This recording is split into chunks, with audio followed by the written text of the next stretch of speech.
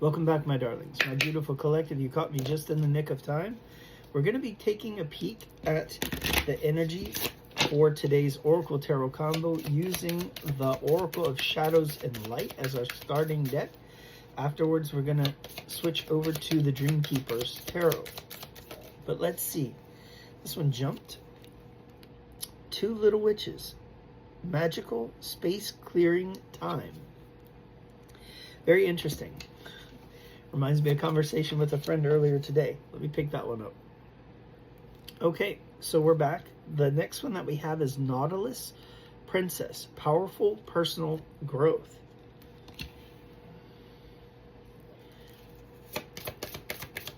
Let's see what else. We also have Angel of Time. Working too hard. Maybe you've been doing too much. Maybe it's time for you to relax a bit. Very interesting. I just had a card flip out. Autumn is my last chance. Please don't lose hope. I feel like time is of the essence right now. We have two that talked about time. And actually, even the third card, Two Little Witches, Magical Space Clearing Time, also references time. So time is definitely a theme here, huh? Eclipse Mermaid, a powerful energy shift. We just came out of that eclipse energy. And so perhaps something has drastically shifted energy here, right? Fairy of the Divine Hand. Intoxication, distorted view, overindulgence. Okay. What else?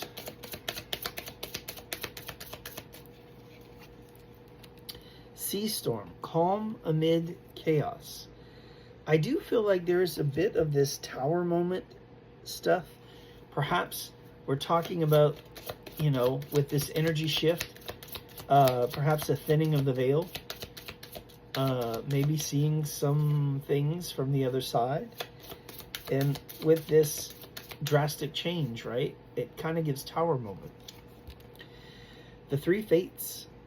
What comes around? When I think of the Three Fates, I also think of the Wheel of Fortune, right? Divine timing. Did I not say that time was of the essence? Or timing was very important? That is the what? 1, 2, 3. About 3 or 4. Well, 4, I think, or maybe even more references to time in this reading.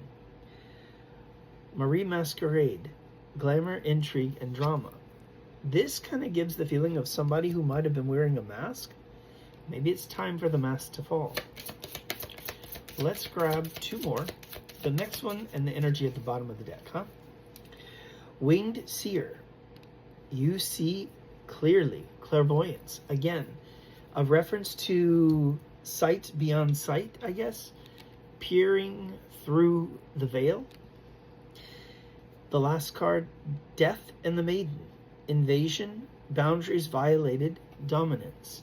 Perhaps someone may come to test your patience, right? 3, 4, 5, as I said that on the timer. I feel like there might be the intrusion of someone. You know, someone coming back in. Someone whose welcome may not be, or someone whose return may not be welcome. That's what I was going to say. Interesting.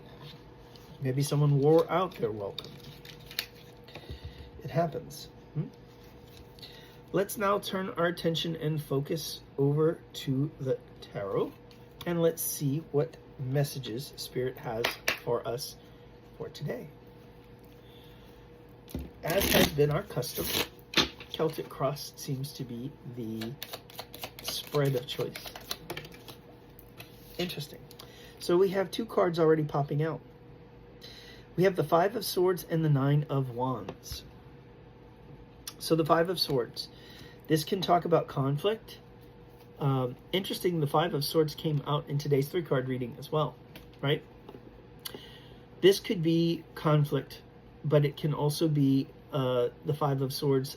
I often think about someone laying down the swords, because often either there was a battle that just took place, right? Or, the battle is over. So the battlefield is being cleared. So it is a movement towards peace. So I do feel like perhaps someone is a bit tired of the conflict, or the battle has been dragging on, because the card adjacent, right, in the overall energy is the Nine of Wands. It's also can be called the Nine of Wounds, or the Wounded Warrior, where you have someone who is tired, someone who's just exhausted of fighting. They have been through battle many times before. Those 8 wands that stand usually beside them or behind them is a record of the battles that they've been through. And they continue to pick up that wand to defend themselves, all the while being hurt and exhausted, waiting for this last and final battle, right? The final boss level. It gives a bit of someone who is perhaps very passionate, because those wands represent passion, but someone who is guarded, because each time that they have had to pick up that wand, they've had to defend themselves. It's almost like someone wants to be romantic or enjoy the idea of romanticism, but each time they have been hurt, and so there is trauma and wounding there that prevents them from being able to truly relax. What is the potential or challenge? Getting a bit ahead of ourselves here, huh? The potential or challenge. The Emperor. So I feel like there is a divine masculine here who, in a way, is ready to stop fighting, but not really. Maybe stop resisting is a better. Yeah, I'm getting the chills as confirmation. So someone is ready to stop resisting. I feel like they've been fighting this process. They've been hopeful for it, because that Nine of Wands is persistence, right? But in as much as they've been hopeful for it, they really haven't taken hardly any steps towards it.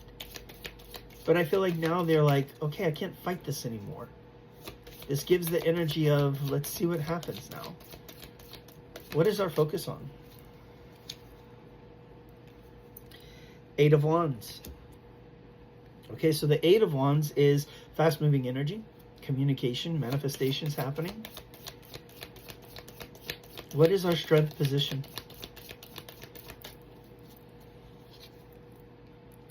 The Knight of Pentacles. Trust the process, right? This is about having faith, having hope, having trust. It has been a very long, tedious, and arduous journey. But what I always say with the Nine of Pentacles, it's not a no, it's just a not now. There is divine timing at play. What is our recent past? Knight of Wands. When I think of Knight of Wands, I often think of also impatience, right? And as much as the Knight of Pentacles is patience, the Knight of Wands is impatience. It is someone who has been trying to rush the process, someone who has been trying to perhaps muscle or force something to happen, someone who has been very excited, been very driven, very focused, wanting something to occur, right? The passion is there, but it can be a bit of impulsivity, right? What is the near future? A final answer. Judgment.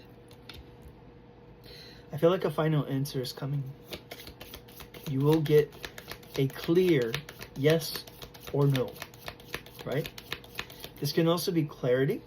This could be a wake-up call. This could be a brand new start, the closing out of an old cycle, the beginning of something new. What is the suggested approach?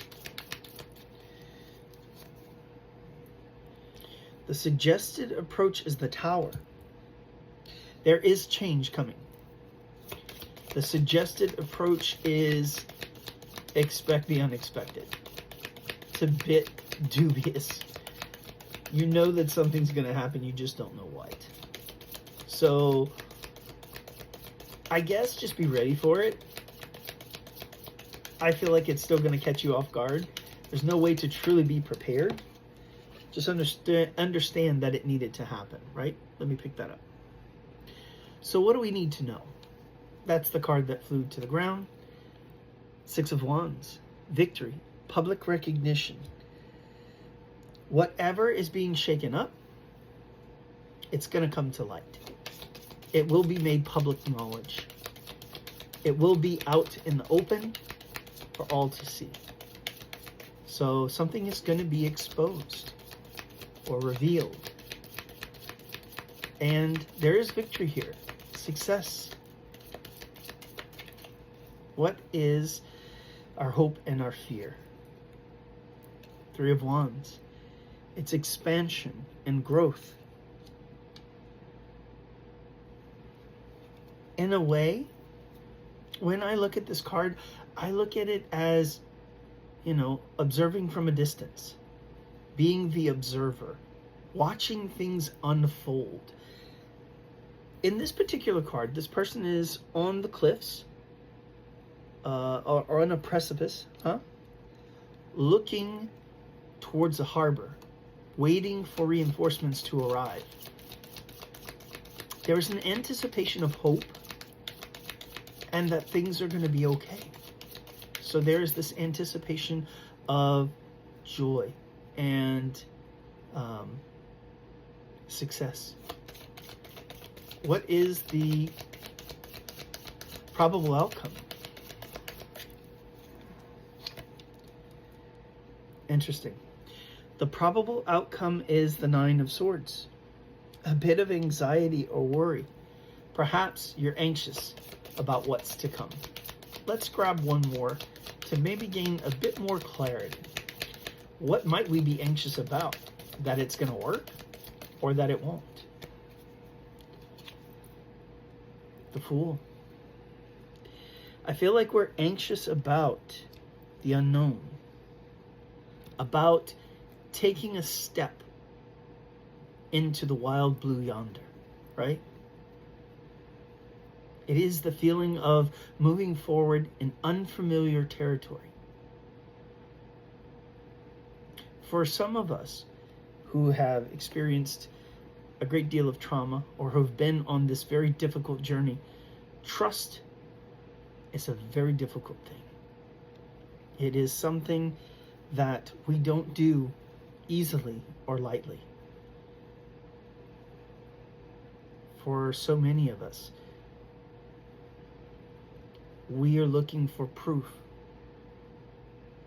that our intuition is right, that we've been placed on the correct path, that it's safe for us to believe in what drives us. It's safe to believe in our manifestations. What's the energy at the bottom of the deck? Interesting.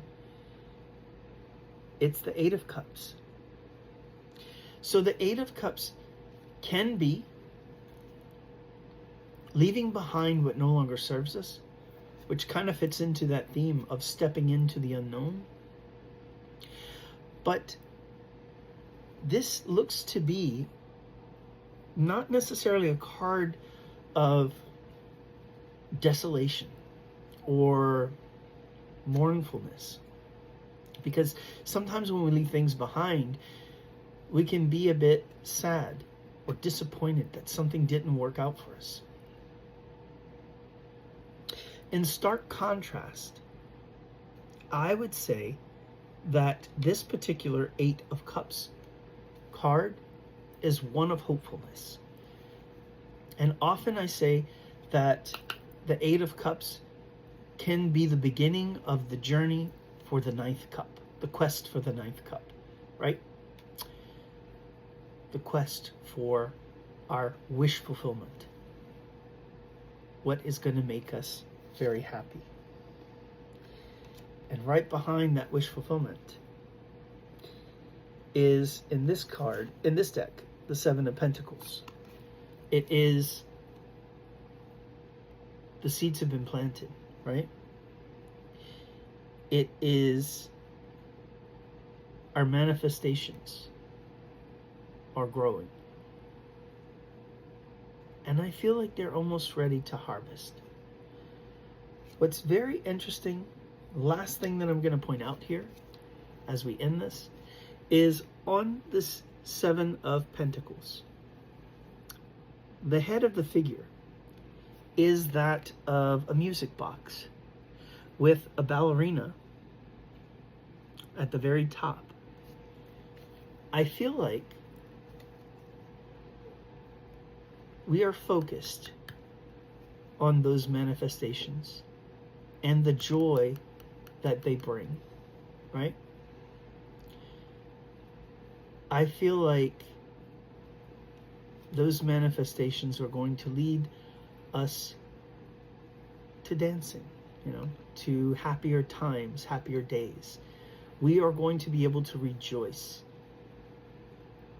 that which we have long desired has finally arrived. Wishing you all peace, love, and light. Until next time.